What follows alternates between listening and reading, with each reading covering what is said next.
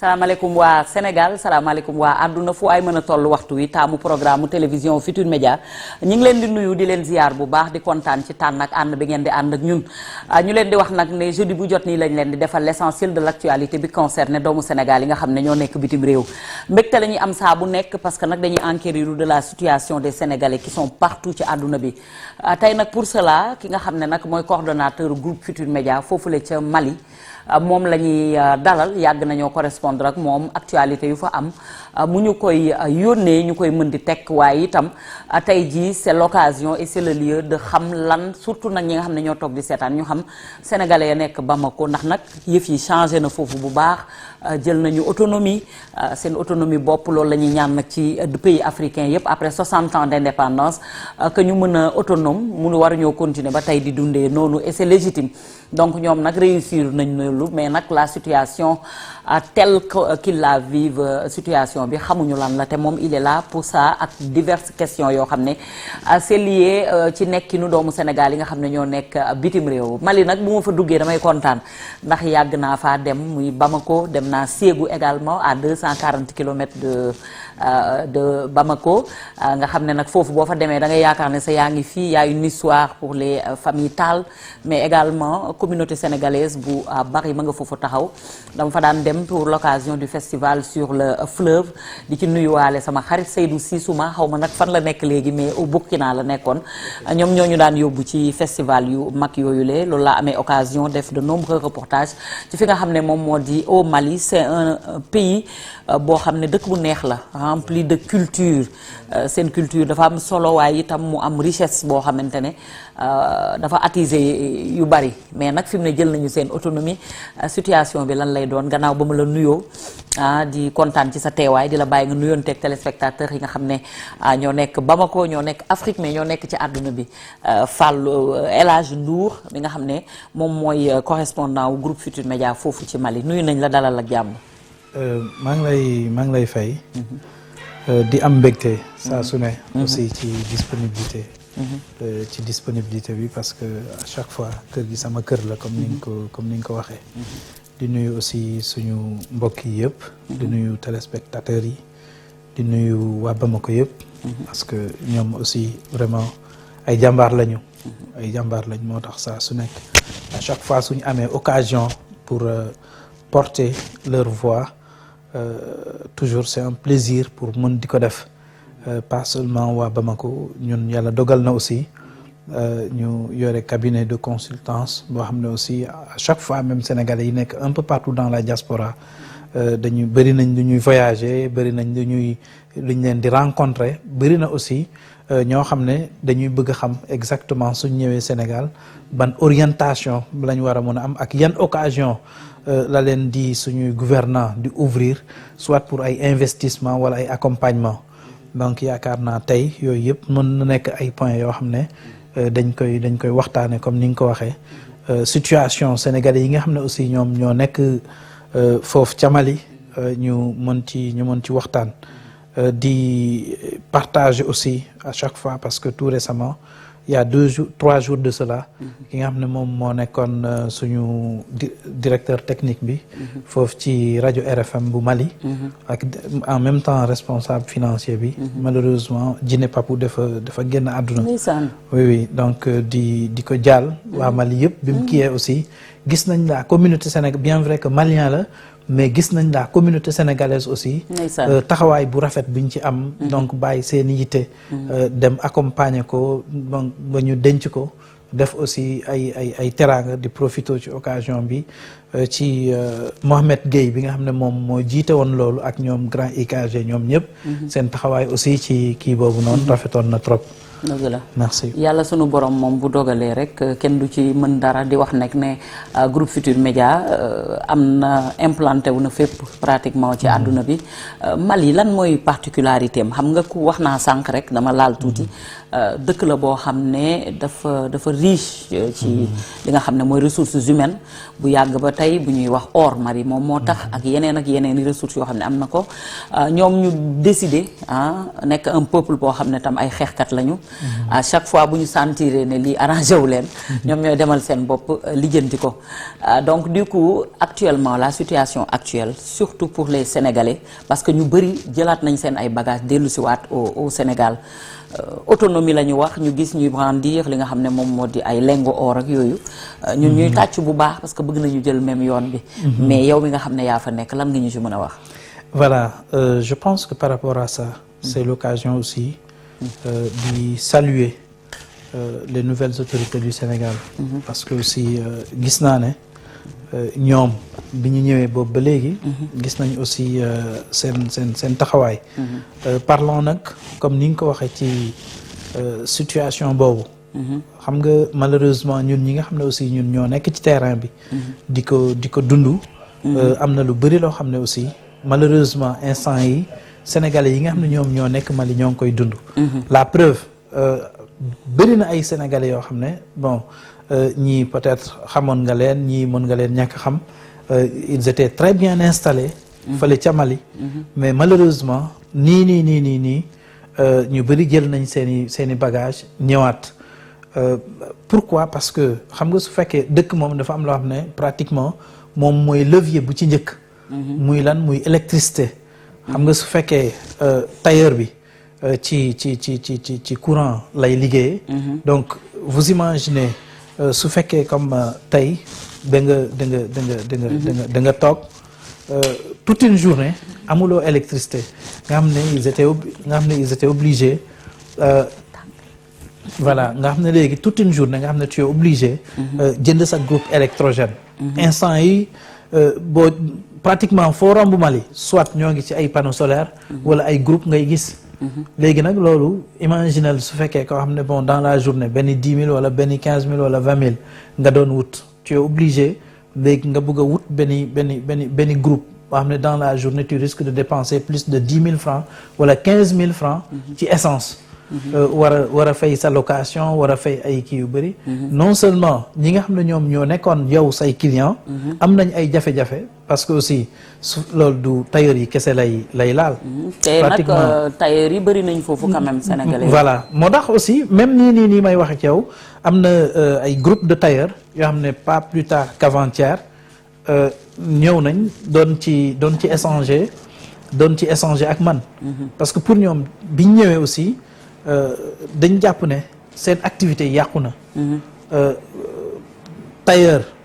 amoon na ay jamono le minimum dans la semaine am na ay tailleur yoo xam ne mënoon nañ am plus de 100 000 francs je parle pas ci ñi nga xam ne ñoom ñoo am seeni atelier bopp mais nii am na ci tey ñoo xam ne imaginel am na yow yore woon atelier mais chaque semaine quand même mënoon nga am un petit 100 000 francs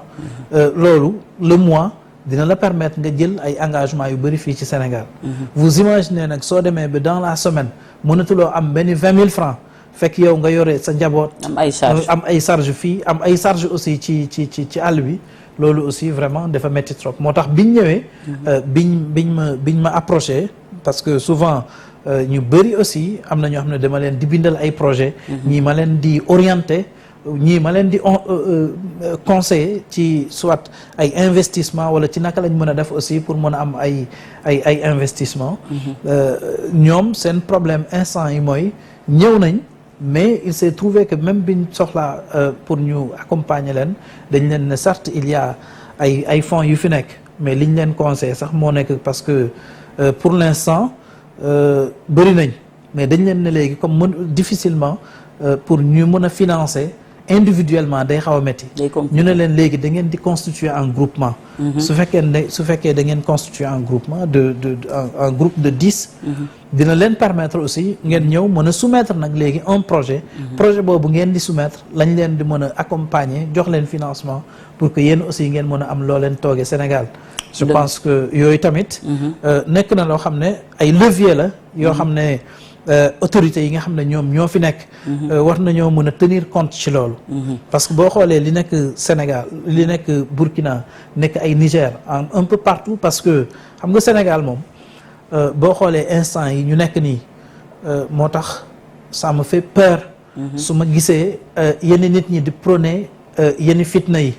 parce que ci lépp ci jàmm la parce que nit ki su fekkee da nga am un problème wala dëkk su fekkee dafay traverser yenn crise yu mel ni guerre pratiquement loolu yu ay secteurs yu bëri dootuloo ko mën a contrôler tey jii ñu bëri comme ni nga ko waxee suñu toogee li ñuy gis Malikat jël nañ seen yoonu bopp Burkina jël na yoonu boppam ànd ak Niger ñu former seen AES. mais en réalité voilà ñëpp dañuy tàcc ci loolu parce que nag il est temps aussi que ñu jël autonomie aussi parce que boo nee pays boo xam ne dëkk bu libre la te yow yaa ngi utiliser ba léegi monnaie ka nga xam ne moo la coloniser woon xam nga nag dañoo yàgg sonal nit ñu ñuul ñi et que day toll benn moment boo xam ne ak éveil des consciences yi nga xam ne moom moo am les jeunes générations on a envie demal suñu bopp d'autant plus que am nañu lépp pour dem mais nag c'est pas aussi simple que ça. Non, c'est pas aussi simple que ça parce que xam nga lan moo tax xam nga tey dafay bëri ay puissance yoo xam ne souvent su fekkee da nga bëgg a jël sa yoonu bopp pour ñu bàyyi la ci dafay metti te loolu nag du yoon seeni yenn ay aide parce que aussi li ëpp ci aide yi nga xam ne aussi suñu réew yi dañ koy am ndimbal la certes mais c'est conditionné donc suñ demee nag yow ba benn yenn contrôle yi nga xam ne aussi amoon nañ ko peut-être ci sa économie amoon nañ ko en quelque sorte ci sa culture amoon ko ci seeni activités yu bëri ak seeni jëflante suñ demee ba intérêt yooyu ñu gis na nag commencé nga aussi yow tamit jiital sa intérêt dëkk parce que affaire souveraineté la ñu prôné. C'est légitime donc c'est légitime mais su ko defee duñ la ci bàyyi. mais sinon nii ma nekk nii di wax ak yow am na ay réalités yoo xam ne moo ngi ci sous-région bi nekk ci ay dëkk yu bëri yoo xam ne kenn ñemewul toog ci télé di ko wax oui ñun ñi nga xam ne am nañu chance donc de faire beaucoup de pays en Afrique gis nañ ne yenn saa yi da ngay gis koo xam ne même je donne juste l'exemple d'hier information bu cour constitutionnelle c'est dama toog ba mu am un consultant boo xam ne dafa jékki-jékki envoyé ma kii bi parce que dafa am journal bu kii yoon comme quoi que la cour constitutionnelle donne raison à l'opposition bi mooy mu ne ma non Ndour vraiment le Sénégal c'est un pays béni xamuñu yéen lan mooy seen secret parce que niveau démocratie bi ngeen egg ak maturité bi nga xam ne aussi foofu ngeen egg ci kii vraiment nekk na loo xam ne vraiment jéggi na dayoo ce qui veut dire que tey ñi nga xam ne ñoo nekk Sénégal mën nañoo ñàkk a xam avantage boobu noonu ñu am wala chance bi nga xam ne aussi moo am Sénégal ak réew yi nga xam ne ñoom ñoo nekk di traverser ay crise nii may wax ak yow nii moo nekk comme kii bi am na ci par exemple le Niger jël nañu seen kii Burkina ñoom ñëpp ñi ngi seen yoon c'est légitime mais su ma la déggee peut-être ils n'ont pas été assez préparés wala naka la demee mais tamit am na paradoxe bu ci am parce que munoo tam continuer di nekk tamit ci ginnaaw Occident tout le temps après 60 ans kon ak li ñu am yëpp lan mooy le véritable problème kon su fekkee ne dëkk yi nga xam ne ñoo jël autonomie ñun ñu commencé kontaan ci Mali mais ndekete la réalité elle est tout autre. oui xam nga moo nekk comme un peu comme li nga wax la réalité li ñuy gis ak li nga xam ne moom moo am. waaw parce que léegi évoqué nga problème mu électricité. mais à part loolu lan nga ñu mën a wax. mais dund sécurité bi wala. oui mais côté sécuritaire loolu li nekk di xew.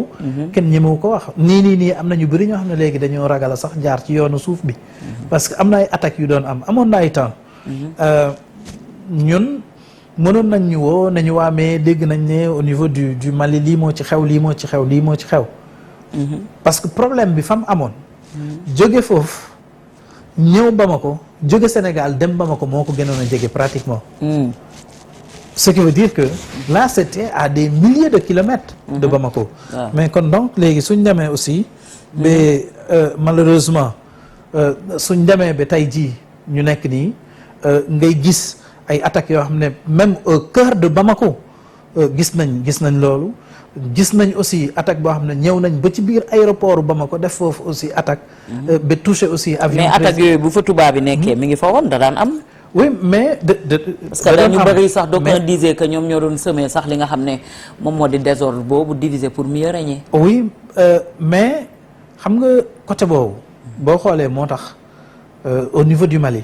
Maliens yi aussi saluer li nga xam ne moom mooy l'avènement de Assimi Goïta.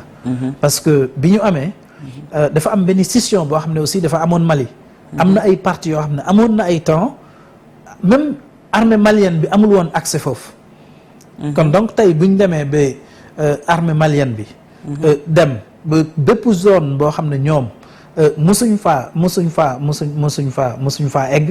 tey ñu gis ne léegi dem nañ fa samp fa le drapeau du Mali souveraineté boobu noonu nekk na loo xam ne maliens yi vraiment bokk na tey jii suñ doon dressé bilan Assimi Goïta boobu noonu loolu la ñuy njëkk kii parce que boo xam ne bi fay France di nekk force Barkhane MINUSMA ak yëpp zone yi nga xam ne pratiquement dañ ko interdiroon l'armée malienne mais nii ils ont la possibilité léegi dañ fay dem boo fa demee ñoom seeni militaire instant yi ñoom ñoo fa nekk fépp foo xam ne aussi jàppoon nañ ne lii nii zone rouge la ñoom ba tax na peut-être force Barkhane moo fi war a nekk wala waa MINUSMA mais léegi ñoom def nañ le tout pour que non seulement dañ leen a joxaat camp dañ leen a jox camp yooyu mais instant yi aussi dañu gën a installé wu donc tey jii jour bi nga xam ne aussi nee nañ l'armée malienne dugg na dugg na Kidal mais fallait être à Bamako pour dund loolu tellement ce jour-là dafa mel ni comme Sénégal bu jël nu mu tudd Coupe d'Afrique voilà parce que nit ñi aussi pour ñoom loolu nekk na loo xam ne benn challenge la woon ci ñoom réussir nañ certes challenge boobu mais quand même cela ne veut pas dire que léegi ci côté sécurité bi aussi kii na tey jii am na ay attaques yoo xam ne parfois ay à 42 kilomètres de Bamako lay doon sànq nee nga dem nga festival jógee Mali dem Ségou mais ñaata attaque ñoo am ci yoonu tranquillement moo tax ma gëj fa lool voilà ci yoonu Bamako Ségou wala Ségou kaay même kaay nii dafa ba am ay kii yu bëri amoon na ay temps même bis yi nii c'est pas pour rien am na ay heures yoo xam ne léegi dañ koy contrôler pour seeni déplacement parfois pour ñu génn parfois sous forme de convoi lay doon ñu mën ko escorter juste pour la sécurité des passagers je pense que loolu su demee ba am cela veut beaucoup dire ci côté sécurité su ma la déggee évoqué nañ léegi situation des Sénégalais qui sont là-bas surtout tailleurs yi mais ce ne sont pas seulement les tailleurs il y a une communauté sénégalaise diggante Mali ak Sénégal c'est des pays frères yoo xam ne ñoo fa nekk ci yeneen domaines yi à part électricité sécurité bi lan nga ñu mën a wax ci actuellement comment vivre en général bien que kenn ku nekk sa cas dafa spécifique nan la ñuy dundee foofu ak lan mooy seen principal problème. ok xam nga amoon na ay temps. côté location. demul woon noonu Mali. location c'était pas cher. non c'était pas du tout cher. man pare seen kër yaatu. sama petit frère bi Abdourahmane que je salue de passage. bi mu ñëwee gis fi ma dëkk def ma ne mais grand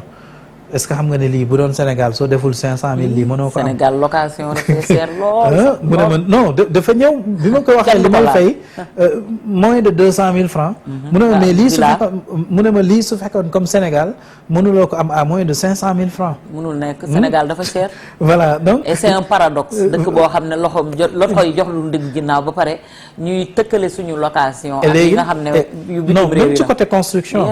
am na ay temps yoo xam ne tonne de ciment bi nga xam ne parfois mën na dem fii ba ay 65000 70000.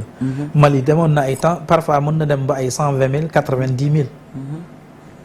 ce qui veut dire que pour nga construire benn kër Mali. pratiquement construire na ñaari kër fii. Sénégal paradoxe bi aussi seen vie aussi même ci côté électricité même ci côté électricité.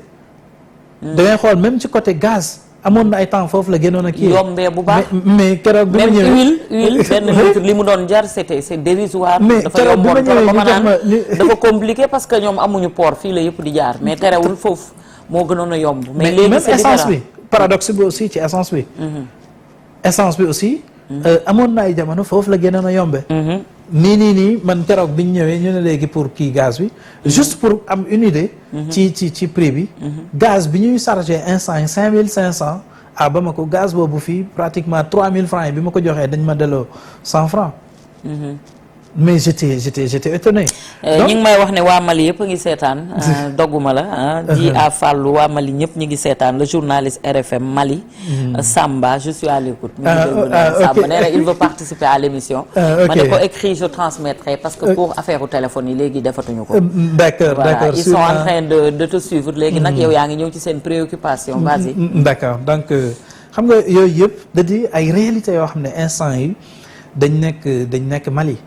man mii di wax ak yow l'Institut supérieur de l'anglais appliqué bu Bamako man may promoteur bi mais amoon na ay temps loolu da doon dox mais instant yi tu sens nettement que li ngay dépenser ci carburant kese c'est beaucoup d'argent donc loolu c'est pas seulement côté tailleur yi mais amul tey secteur d'activité boo xam ne pratiquement kii ñu ko ñaata entreprise ñoo tëj yoo xam ne yii ay Sénégalais yi aussi même au niveau de la sous-région ils sont tellement bien implantés que secteur d'activité muy ci communication bi aussi pareil mais entreprise yi doon communiquer mais yooyu pratiquement communiquer tuñ boo xoolee au niveau de la rajo bi pratiquement pour nga doxal toute la journée mais c'est beaucoup d'argent mais léegi boo ne am na pour la petite histoire dama toogoon ak un responsable chargé de communication ci benn moom am nañ fi déjà benn filiale mais ñoom dañoo implanté wu aussi à Bamako madame ñuy discuter pour un contrat de pub mu ne ma mais Ndour bon il faut qu'on soit logique aussi xam nga Sénégal fii nii Maliens yi fi ñu nekk nii yow benn 10% bi nekk ci sa kii bi nekk ci sa téléphone bi xam nga ne donc Ndour doo concentré wu naan da nga ciy déglu rajo. waaw ku amul courant de déglu rajo donc ce qui veut dire que même ci côté média yi aussi loolu noonu daf ñu impacté parce que yow tu vas te dire que non mais attendez yéen kan instant yi kan mooy joxe publicité donc média bi tout en sachant qu'en réalité bon kan moo koy seetaan d'ailleurs parce que su fekkee courant dafa coupé kan mooy seetaan télé donc ñi nga xam ne ñoom ñooy joxe marché yooyu ñoom comprendre nañ loolu comprendre nañ ne instant yi côté média pareil parce que est-ce que kenn toogatul kan mooy toog di seetaan télé taloo ko balaa nga koy def na fekk nga mais da nga amul courant et actuellement comme ni nga ko waxee ban communication wala yan solution yan voies et moyens la ñi nga xam ne ñoo andi woon lii proposer pour sortir de cette situation. Bon xam nga même côté boobu aussi dafa am un petit souci bi amoon parce que je vous donne juste li jotoon a xew tout récemment am na le président même son excellence le général Assimi Goïta defoon na ci benn communication parce que dafa am ay centrales yoo xam ne jàppoon nañ ne yooyu noonu saa yi su taxawee affaire yi dina gën a woyof ci ñoom mais malheureusement ñoom bi ñu génnee ci seeni communication sax ci biir loolu dañu wane ne même suuf si nga xam ne foofu lañ bëggoon a def centrale ba sax finalement maire ba def ko jaay keneen loolu noonu indiwaat un autre problème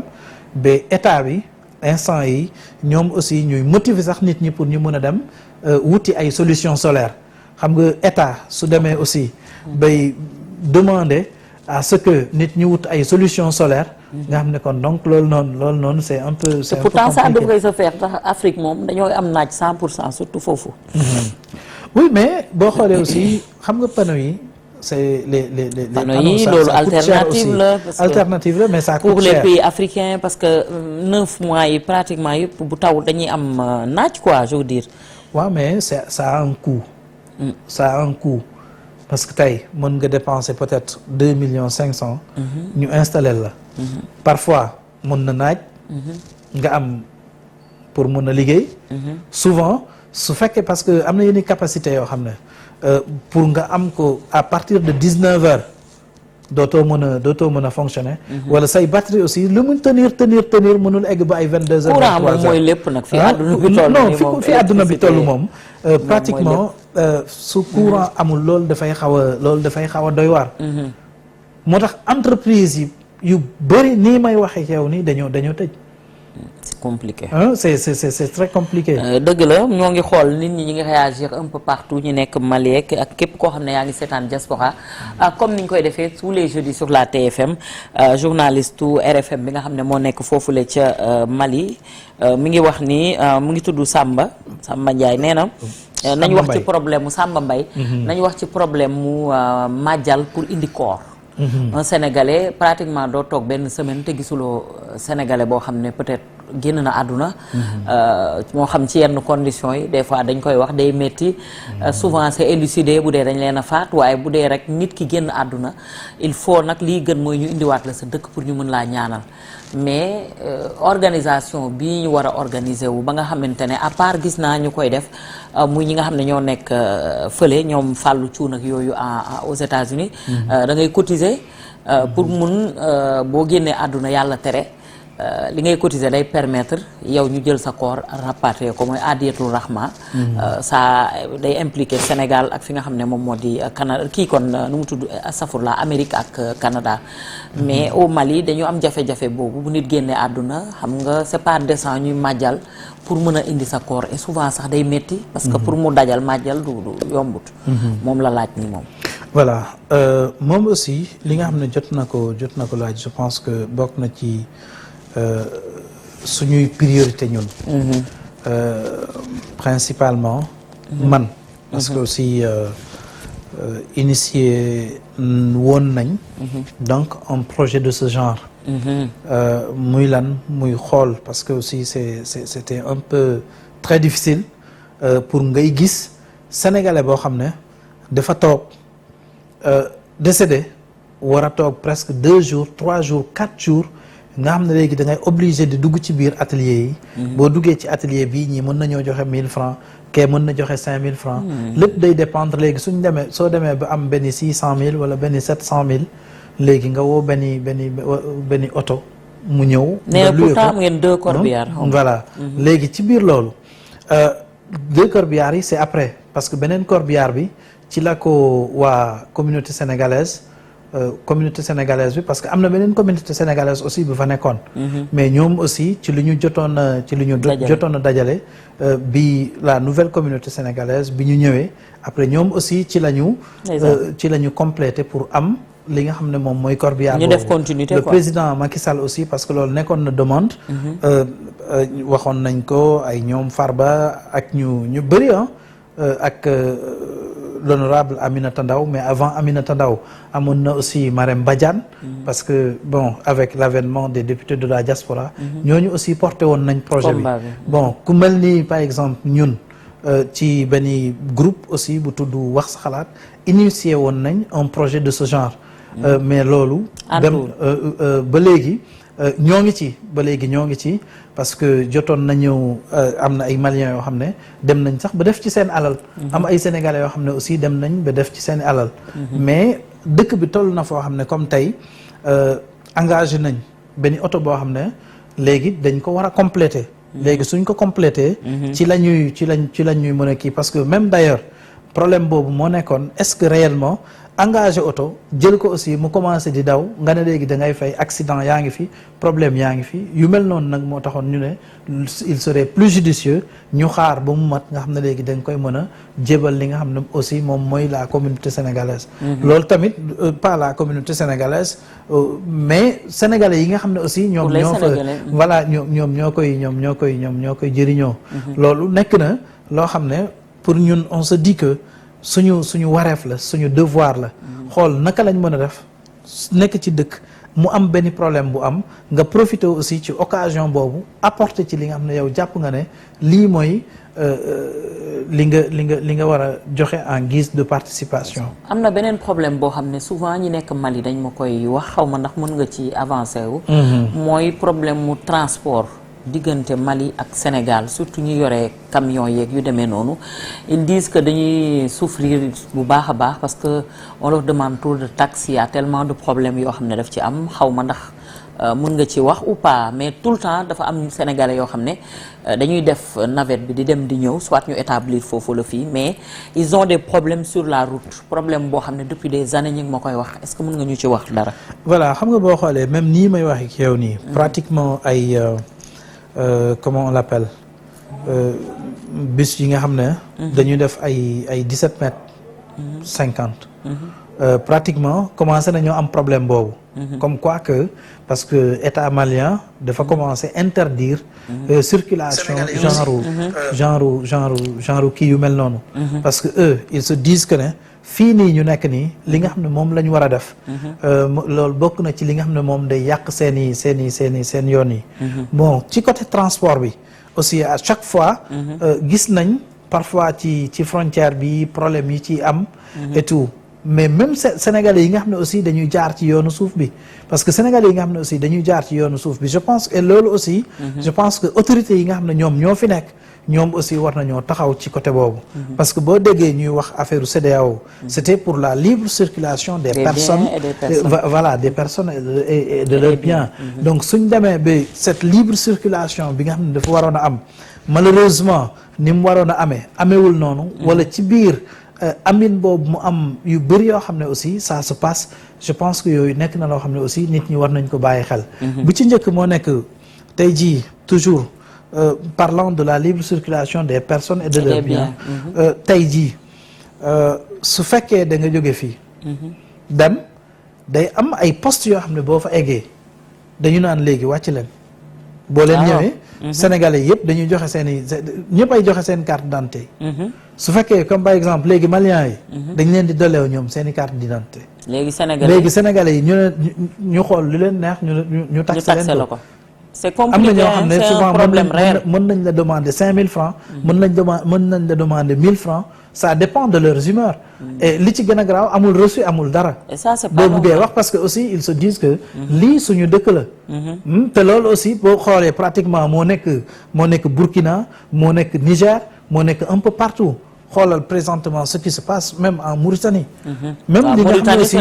moo nekk di xew Mauritanie je pense que loolu aussi c'est important Mauritanie moom je pense que c'est pire ça oui non mais foofu parce que déjà imaginez su fekkee comme tey sénégalais bi nga xam ne dafa dem Mauritanie nga dem ñu ne la léegi da ngay pour rentrer ñu dagg loola un truc de 12000 wala 13000 léegi dans 3 mois ñu ne léegi nag da nga war a wut benn kii de séjour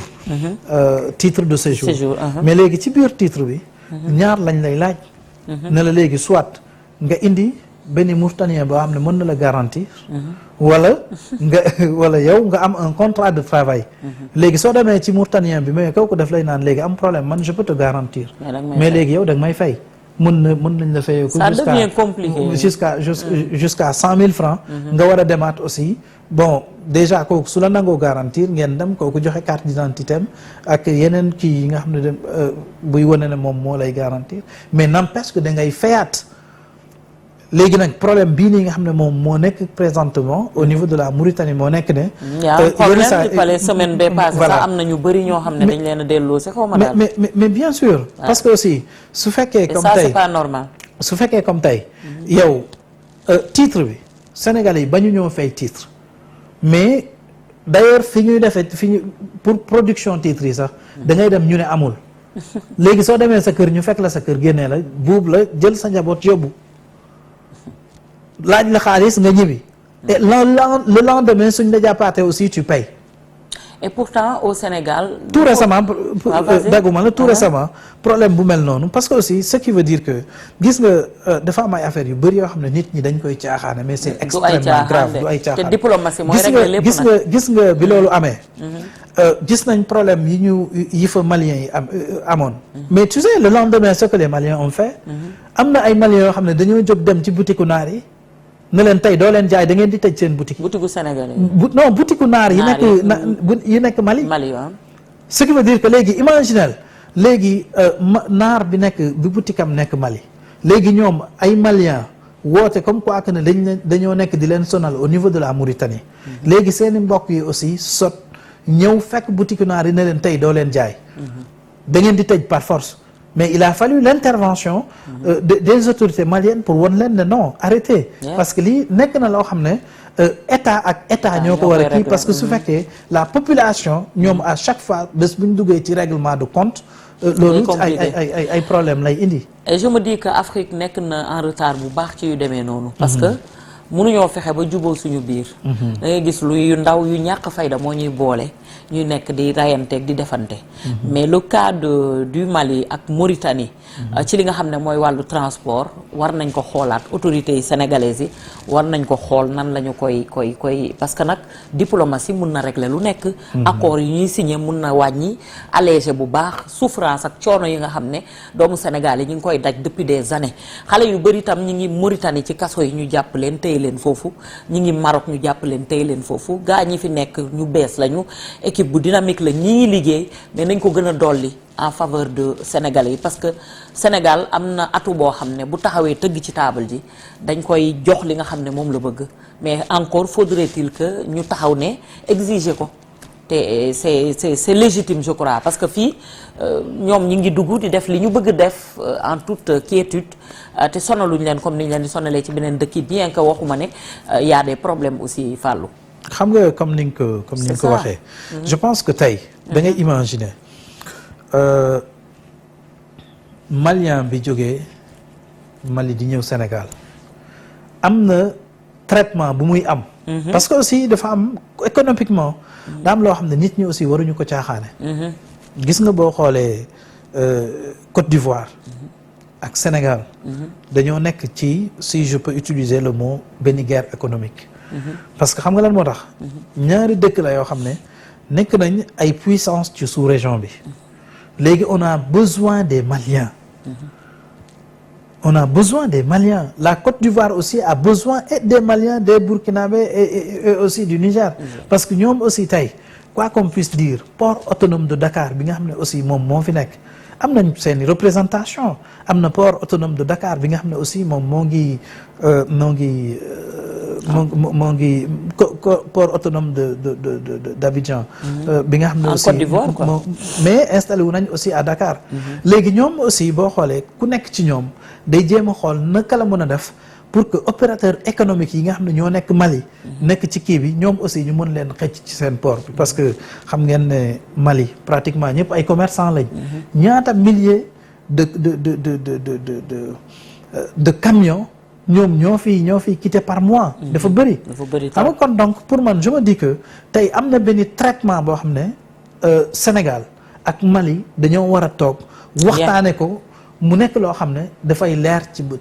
ci pour rappel tëjoon nañu frontière u Mali ak Sénégal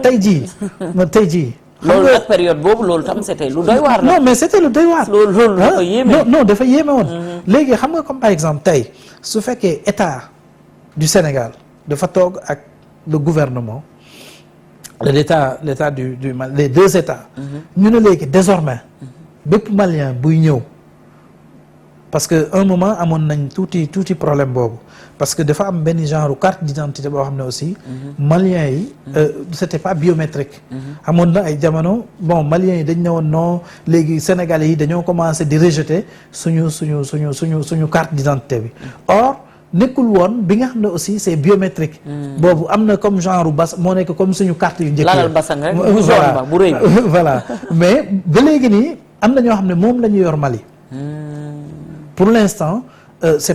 pas digitalisé comme bu Sénégal par contre am na ñoo xam ne aussi commencé nañ récupérer seen lépp fa la jëm mais c'est important ñaari état yi nag léegi ñu ne léegi désormais su fekkee comme un Malien buy ñëw Sénégal 2000 francs ngay fay wala 5000 francs ngay fay. fan nga koy fayee ñu ne léegi foo une fois arrivé au niveau de tel poste. 5000 francs ngay fay. nga xam ne léegi yow boo fi quitté boo jëndee sa billet. à 25000 wala à 30000 francs daf lay leer ne avec un 5000 francs yow mën nga dem Bamako. parce que parce que benn poste nga am boo eggee ci poste boobu léegi benn yoon ngay fay su fekkee da ngay dédouaner ñu bàyyi leen ngeen jàll. mais li gën a tax aussi souvent nit ñi di gën a yàgg ci yoon bi c'est des pratiques pareilles. parce que da ngay xool benn bus boo xam ne mën na jël ay combien de personnes. ku ci nekk ñu laaj la léegi ñoom ñëpp nga wàcce leen ñoom ñëpp benn par benn ku ci nekk nga jël carte d'identité am ñu ñëw nga dugg ci benn puxus bu ndaw nga xam ne léegi dañu naan Moussa Diouf nga ñëw mu ne léegi fayal 5000. mu ne Abdoulaye Traoré nga ñëw ñu yëkkati sa carte jox la léegi yow nga dem delluwaat ci bus bi. nga boo ko def voilà nga ngeen war a yéegaat demaat ci beneen poste defaat la même chose demaat feneen defaat la même chose. am na dëkk boo xam ne moom dañ naan la da ngay fay juuti sa jëmm ji yow. Mauritanie la je crois. mais imagine de ces pratiques de ce genre. yu fi war a pour jeex man la je me dis que nouvelle autorité yi nga xam ne ñoom ñoo fi nekk. li ñu war a def mooy ñu toog ak le gouvernement du Mali. xamal leen comme quoi que ne suñuy doomu réew kat nee nañ ñu léegi problème bii nii lañ nekk di am. ñun nag dañoo bëgg léegi su fekkee comme par exemple sénégalais yi. 5000 francs la ñuy fay pour dugg Mali malien yi di fay 5000 francs léegi mu équilibré mu nekk benn communication boo xam ne ñëpp a koy xam boo fay quitté ñu ne arrivé au niveau de tel poste nga xam li nga war bépp sénégalais bu nekk ci bus bi tu dois payer 10 000 francs arrivé au niveau de tel poste bépp malien bu nekk ci bus bi tu dois payer tant de francs mu nekk loo xam ne dafay équilibré loolu suñ ko defee je pense que dafay kii mais comme niñ ko defee nii c'est pas du tout encourageant. c'est pas encourageant. mu mel ne également au Mali ba tey rek comme dans de nombreux pays mais Mali particulièrement maa ngi koy wax sànq sax te gisaguma woon message bi. prison yi sénégalais yi fa nekk am nañu ay jafe-jafe aussi. waaw mais xam nga côté boobu aussi. la dernière fois bi ma ci échangé. ak suñu autorités yi fa nekk parce que. À chaque fois yooyu aussi dafay bokk ci man personnellement ci samay préoccupations. Sénégalais yi nga xam ne nii ñoo nekk ci prison Bamako yi bëriwul. bëriwul honnêtement. loolu moom côté boobu Sénégalais yi aussi ils sont vraiment à féliciter. parce que xam nga dafa am benn affaire boo xam ne aussi dafay dimbali tamit Sénégalais yi. gis nga kër Sëñ Tuubaa gi nga xam ne daa nekk foofu kër Sëñ Tuubaa gi da ciy jouer benn rôle bu am solo parce que tey am na ay problèmes yu bëri yoo xam ne su amee wax ambassade dañuy jóg communauté sénégalaise bi jóg kër Sëñ Tuubaa gi jóg ñëpp lu ci waay mën nga xam ne léegi dañ koy def ñi nga xam ne aussi ñi nga xam ne aussi ñoo ngi ci prison yi parce que prison moom xam nga boo fa nekkee amoo mbokk boo xam ne chaque jour mu indil la nga lekk yooyu déjà dafay compliqué prison moom amul benn prison boo xam suñ la diw am na problème ak yoon déjà am nga problème parce que li ngay lekk mënoo di ko jënd surtout nag boo nekkee ci dëkk bu dul soo nekkee ci dëkk boo xam ne bon vraiment amoo say mbokk yoo xam ne mën nañ la indil añ reer wala ndekki loolu noonu dafay metti mais li nga xam ne aussi ay association comme Samba boobu comme souvent yu ñuy def parfois am na ay association yoo xam ne ay fête su amee wala ay yenn kii suñu amee occasion bi da ngay gis ñu togg dem ci prison yi doom toog ak moom yendu ak ñoom ainsi de suite yooyu nekk na loo xam ne aussi vraiment sénégalais yi fa nekk dañ koy def. dëgg la yow sa expérience kañ nga demoon Mali. Mali instant yi bientôt ma am fa 10 ans. 10 ans voilà lan moo la yóbbu woon. xam nga man. nekkoon na au niveau de la MINUSMA. comme consultant international. donc nekkoon ci centre bi. en même temps di intervenir aussi ci université bi en tant que professeur d'anglais léegi c'est par la suite aussi ci lañ def surtout affaire communication bi ba ni may confier aussi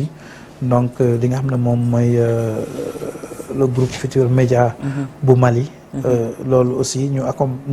boole ko aussi ak suñuy yeneen expérience yoo xam ne bon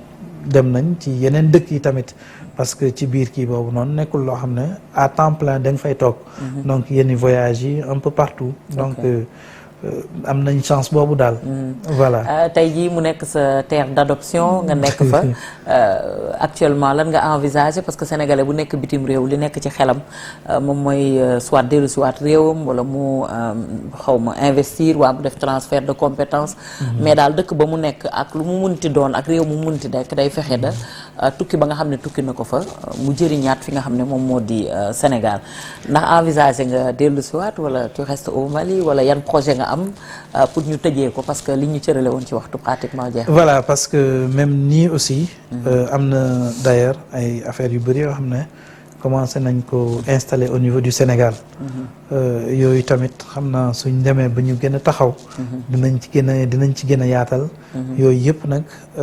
dañ koy indiwaat aussi pour xool naka lañ mën a def pour servir la diaspora autrement. maa ngi la ko doon wax sànq ci ñi nga xam ne aussi ñii ñoo ngi États-Unis ñii ñoo ngi France ñii ñoo ngi un peu partout dans la sous-région. di ñu consulter ci yu bëree bëri ñu leen di accompagner tamit ci lu bëree bëri je pense que yooyu tamit nekk na loo xam ne nii pour l'instant ñoo ngi ci commencé di liggéey. loolu ñoo ngi ci commencé di liggéey parce que comme ni nga ko waxee képp ku génn aussi sa souhait mooy nga delluwaat sa réew. loolu moom ñun ñoo ngi ciy liggéey bu baax a baax. bien vrai que nag pour l'instant ñoo ngi un peu donc ci diaspora bi. bon ñëwaguñu complètement Sénégal. parce que aussi investir nañ un peu aussi ci biir kii bi mënoo investir pendant des années jékki-jékki aussi donc tourner le dos à tes investissements. Voilà, mais li nga mën a def mooy diversifier leen. nga xam ne aussi da ngay mën a am tànk Sénégal da ngay mën a am aussi tànk ci biti. ba keroog ngay voilà. En tout cas kontaanoon nañ. toutes les questions mënuñu ko vider parce que on n'a pas eu assez de temps mais je pense que l'essentiel a été dit. su fekkee ne am na loo bëgg a tëjee rek nga tëjee ko.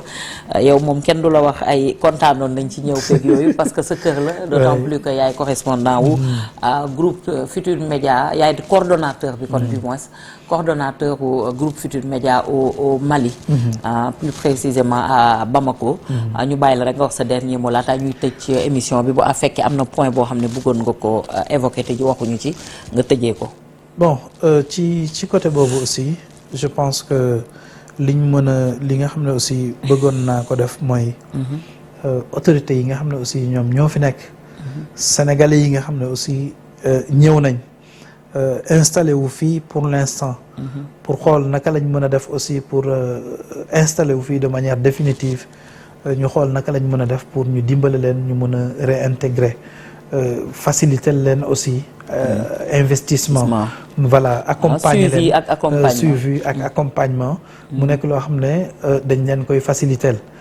nii di profiter aussi ci occasion bi de remercier ki nga xam ne moom mooy Mamadou Diadji Sakho. moom mi nga xam ne aussi moom mooy suñu PDG. donc ci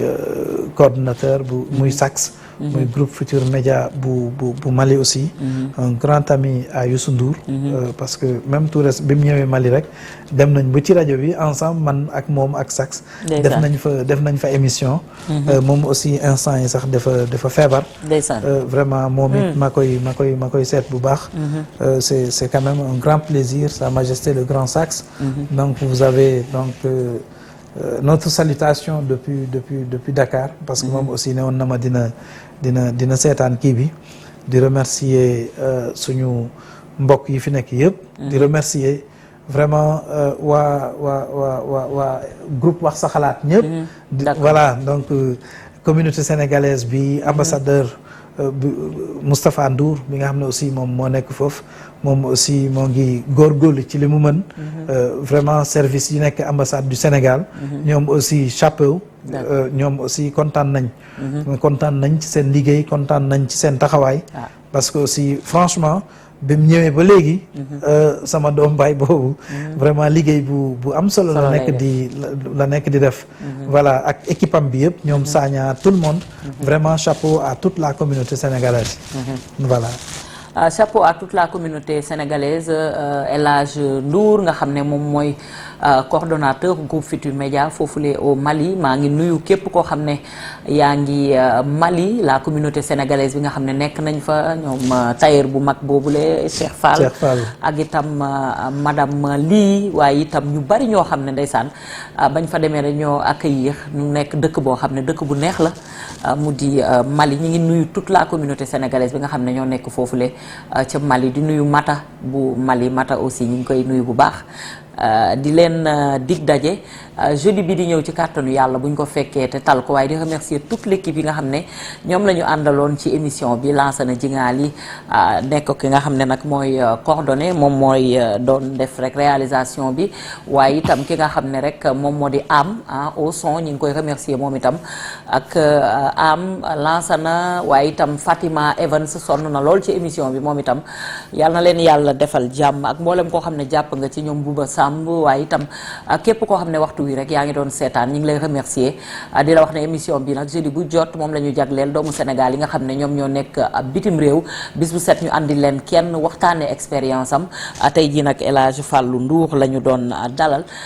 di wax nag ne maa ngi remercier bu baax Adja Ombelico pour la tenue nga xam ne nag moom lu mu jaayul baaxul Ombelico chéri Mika 77 519 18 04 donc mi ngi nii lu am capuchon la benn cardigan la donc Ombelico mi ngi nekk fi nga xam ne moom moo di wetu stade Demba Diop seeni produit aussi Kebs Pop bu leen ko fàtte samedi aussi incha allah ñu ngi leen di promettre heure seetu bi 16h